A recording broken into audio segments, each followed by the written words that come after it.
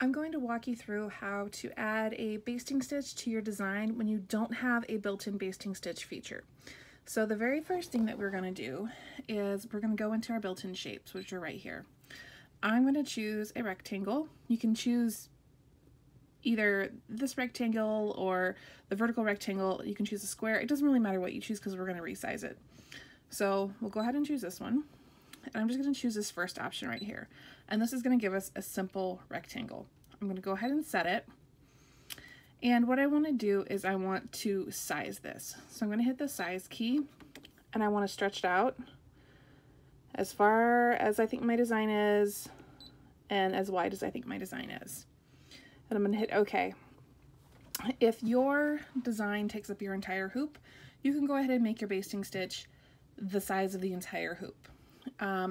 If you have something smaller than your hoop, you may want to make your basting stitch smaller just to go around your design. So A, you're not wasting fabric, and B, you get maximum stabilization. So now I want to bring in the design that I'm using. I'm going to go ahead and hit add. I'm going to go to my USB stick.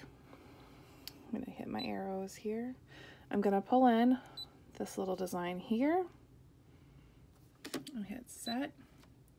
So now we can see that the square that I made is smaller than my design. So how do we fix that?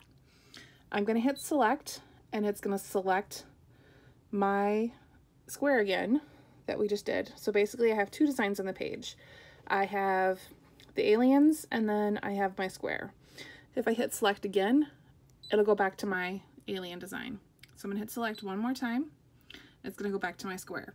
And what I'm going to do is I'm going to go back to size again.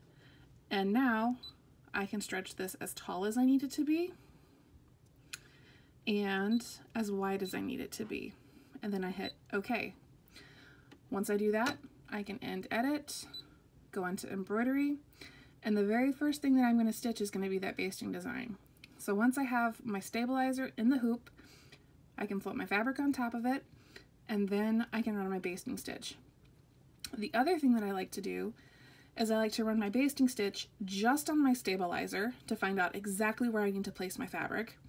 And then what I do is I can back my machine up using the spool minus button. I can go back to the beginning of that color and I can run my basting stitch again on top of my design or on top of my fabric to secure my fabric in place. So hopefully this helps a little bit for you guys.